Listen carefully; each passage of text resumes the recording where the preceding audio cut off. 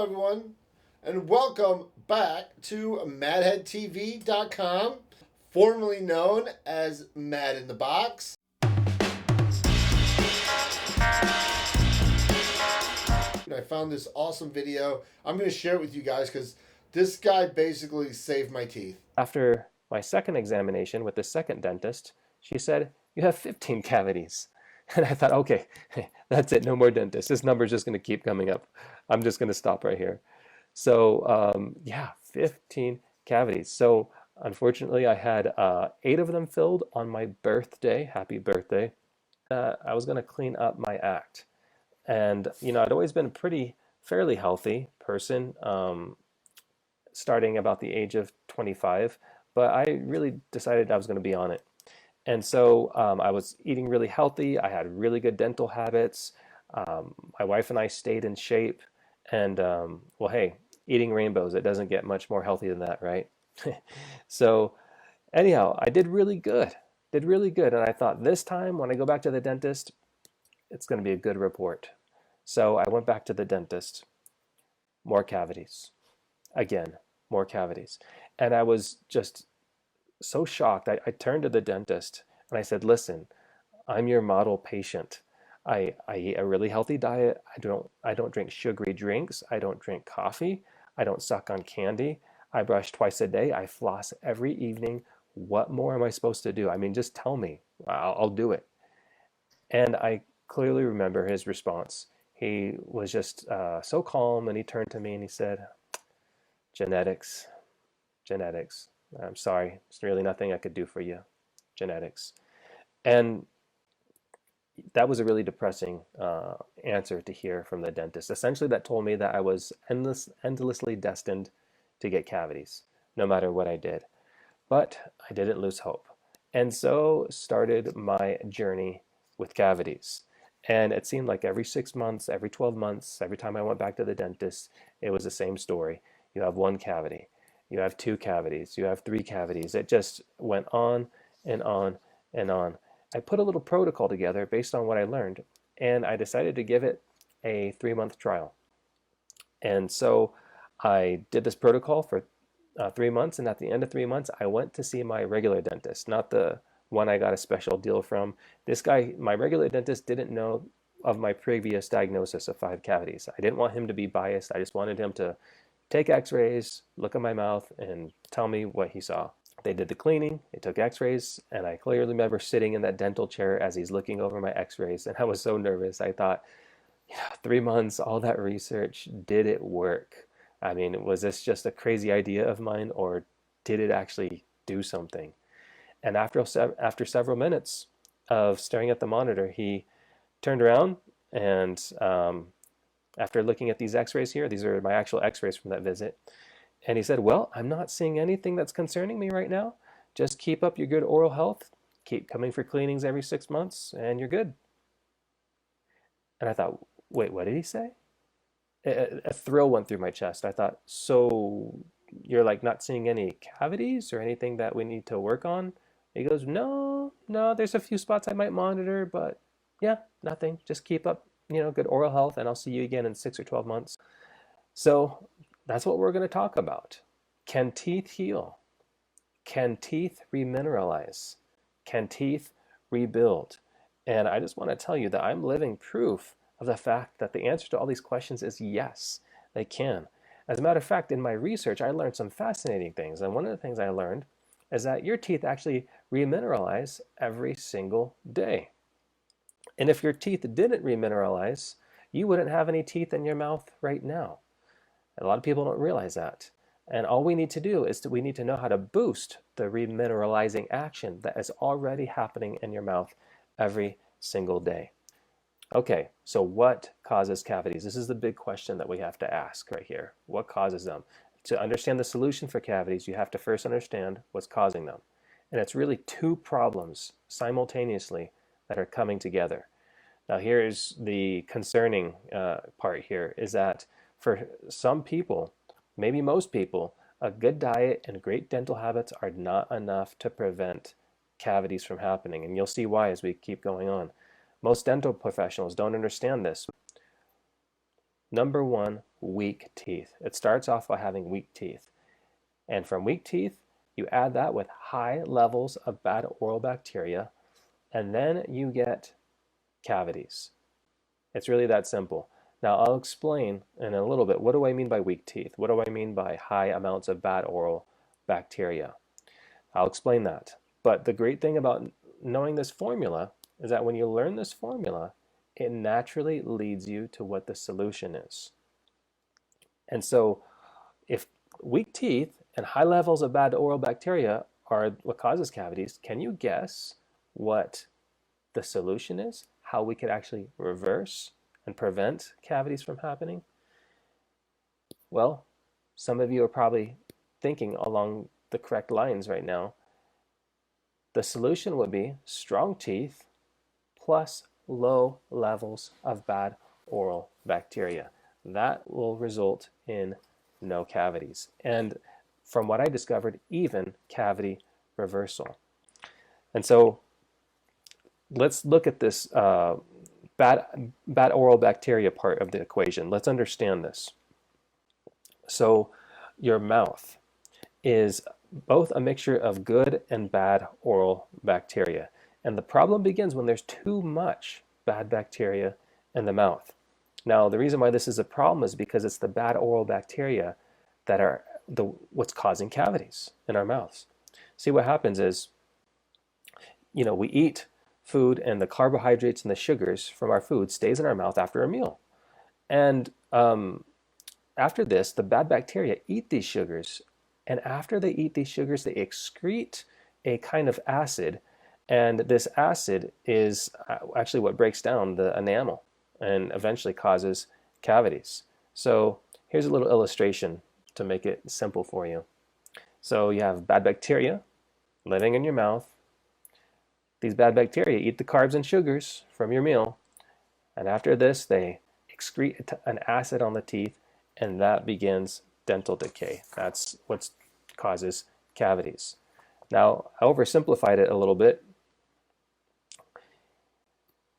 Here's the science behind it. The mouth is actually colonized by 300 to 700 different species of bacteria, but only a few of these are actually the ones causing dental decay. So when I learned this, I thought it was fascinating, but the natural question is, which are the bacterial species that are causing dental decay? Which are the ones that cause cavities? And as I looked into this question, I found three major culprits. And here are the three major culprits. Here are the three bacteria strains causing cavities. There's Streptococcus mutans, Streptococcus sobrinus, and various lactobacilli strains. But out of these three, I learned that there's really one that's the major bad boy, that's the heavy hitter, that's causing cavities. And that is this one right here, Streptococcus mutans. Notice this quote from this journal, Pathogens. It says, dental caries is a multifactorial disease with high counts of carcinogenic bacteria.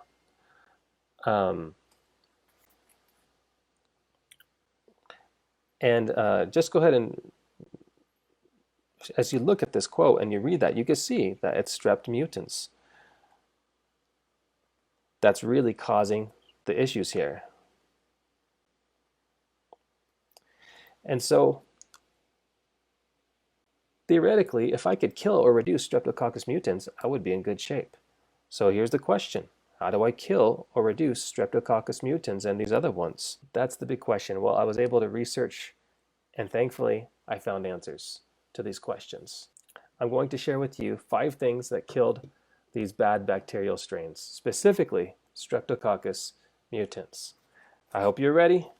I hope you have a notepad and a pencil or something like that, because we're going to go over some really interesting information. Number 1, coconut oil. Coconut oil has been demonstrated clearly to kill not just any bad bacteria, Streptococcus mutans. A study was conducted in which they took 25 children and they asked them to rinse with coconut oil, and after like 2 or 3 minutes after brushing their teeth, They did this for 30 days. They took saliva samples on day 1, day 15, and on day 30. And by the end of 30 days, you know what they found? They found statistically significant decrease in Streptococcus mutans from the coconut oil group, the group that rinsed with coconut oil. And they compared it with this medicated mouthwash that dentists use called chlorhexidine.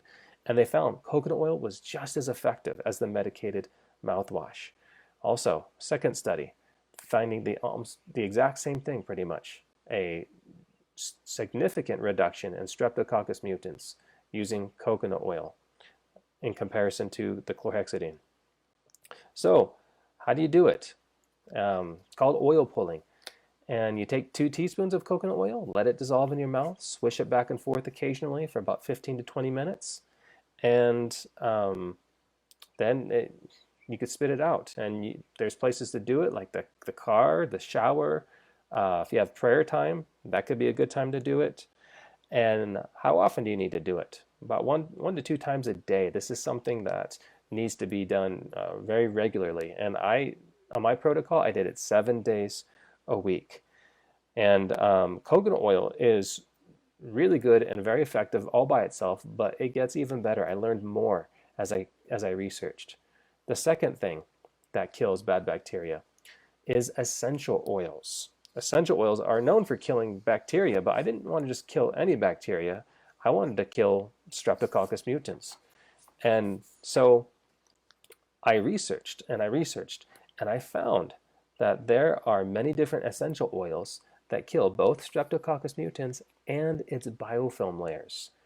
Now, in case you don't know, biofilm is a self-protection encasing that bacteria hide themselves in. There's a little picture of it here. And whatever destroys biofilm layers is helpful because it helps you get access to the bad bacteria. And I found 13 essential oils that kill Streptococcus mutans and its biofilm layers. And I'm going to show those to you right now. So here's the 13 essential oils that kill strep mutans and its biofilm layers. And just a reminder to everyone, I will be answering all your questions at the end of this presentation, so just hang tight and I'll answer those for you. Okay, here we go. Oregano, cinnamon, sweet basil, peppermint, mint, coriander, rosemary leaf, broomweed, and you go down, you can see all these different essential oils. And the little asterisk at the end indicates that not only does it kill Streptococcus mutans, it also kills its biofilm layers. And so as I looked at these, I thought, well, this is awesome, but I wanted to know what are the strongest ones? You know, I want to go for the heaviest hitters. And I had difficulty as I was reading through the studies. Different studies gave like different results, and I had difficulty really finding out what was the strongest. But I found 5, the top 5 that were consistent heavy hitters. And these are the top 5 ones that I found that are very potent against Streptococcus mutans and the other bacteria that cause cavities. Coriander, rosemary leaf, broomweed, oregano, and cinnamon. Those are the top 5 that I could determine from my research that are the most effective. So, next question is how long? How long do you need to expose the bacteria in your mouth to these essential oils in order for them to kill it down? Now, the tough thing is most of the studies didn't really give an exact time. But however, I did finally find one study that gave me a clue. And here's a quote here from this study. It stated that in 1 hour of exposing Streptococcus mutans to the essential oils cinnamon, sweet basil, and peppermint, a 63 to 66% reduction was seen in its biofilm layers. That is significant. Now, 1 hour, that's a really long time to have an essential oil in your mouth. So what are you supposed to do about that? Well, I figured if 1 hour did this, well, instead of doing 1 hour all at once, maybe I could just break it up in pieces throughout the week. So what I did was I would spend 20 minutes a day swishing with coconut oil with essential oils 7 days a week. And that adds up to 2 hours and 30 minutes a week, which is even more than the study suggested. Well, the next question is, won't these essential oils burn your mouth? Anyone who's used essential oils topically, you know that they can actually burn your mouth depending on which one that you're using. And the key to using any essential oil that will burn topically is to combine it with a carrier oil. And based on what we just discovered, what do you think is the carrier oil that we should use? You probably got it. Coconut oil. That is the one, that's the perfect carrier oil to use for these essential oils. What it does is it takes away the stinging sensation of the essential oils, but without reducing their ability to kill the bad bacteria. And so, got to be careful. These essential oils are very potent, and even just one drop too much is too spicy for most people. I tested these over and over, and I was able to get the exact ratios, and I actually burned my mouth a few times in the process. So you could thank me for being the guinea pig of this. And what I found is you have to use a variety of essential oils to kill both Streptococcus mutans and its biofilm layers. You don't want to do too much to burn, not too little to be ineffective, and how much you use is really dependent on which essential oil that you're using. All you need to do is eat healthy, right? And then we could start reversing cavities. The answer is no, wrong. Um, you would think so, but I have a shocking thing to share with you. The unfortunate truth is the majority of my cavities I got while I was eating a plant-based vegan diet. And not, I wasn't an unhealthy vegan too. I ate like lots of plants and salads and stuff like that, as you saw from the pictures in the beginning of this webinar. And so I'm not downplaying the need to do that. You need to eat plants. It's very important. As part of my protocol, I ate a salad every day, but all by itself, a good diet is not enough. There's something we need to do to go above and beyond this. Now, why is that? Why do we have to do something extra? Why can't we just eat healthy and have our bodies function properly and just not have our teeth rot in our mouth and not get cavities? There's a very good reason for this. I'm going to share that with you right now. The reason is because our soils, unfortunately, are depleted. Our soils are depleted. And cavities are just the canary in the coal mine, if you will. You see, when a plant grows, it's drawing from the soil all of its nutrients and minerals that it needs to make a healthy plant. The farmer needs to put all that stuff back into the soil before he grows another crop again. And so, what if the farmer doesn't do this year after year? Well, think about it. What would a bank account look like if it has only withdrawals and no deposits? That's a no-brainer, right? It will be bankrupt. Well, to a large degree, this is what's happening with many of the key minerals in our soils, that they're just not being put back. They're constantly being taken out by the crops, but they're not being replaced. And the result is bankrupt soil. And in some instances, some soils can go decades without being replenished with certain minerals. And this really made sense. When I understood this, this made a lot of sense to me because what it did is it explained the great lack of flavor in most of our grocery store produce. Have you noticed that? I mean, if you've ever grown your own garden, if you've ever gotten like a tomato, for instance, from a garden and tasted a real garden tomato and then tasted a grocery store tomato, it's a huge difference. The flavor is so much more rich with a garden tomato. Or you know what I'm talking about. You go to the grocery store, you buy a peach, it looks perfect, it looks beautiful, and you wait till it's ripe and it never really does, but you eat it and it tastes like cardboard, right? Why does that happen? That's not the way peaches are supposed to be. It's because the farmers are not putting back into the soils the nutrients that's necessary. And in some instances, you would have to eat. I had a master gardener tell me you'd have to eat 5 to 10 times the amount of produce to get the nutrient content you should get in just one produce item. That's pathetic. That's really terrible. I found data to back this up. Let's take magnesium, the mineral magnesium, for example. Research has shown that 48% of people in the United States eat less than the estimated daily magnesium needs. Now, why is that? Well, the same study had a very good answer to this question. Magnesium content in our various foods and vegetables has declined by 25 to 80% since 1950. Did you catch that? 25 to 80% decline. Why? Because our soils are bankrupt. It's because of modern agricultural techniques that do not take care of the soil.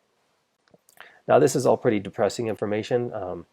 What are we supposed to do? How then are we supposed to get the amount of nutrients that we need if they're just not in our food in the amounts that we need them in?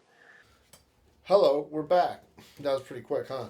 All right, so these are all the things I take, and I'll show you them in order to keep my teeth looking great.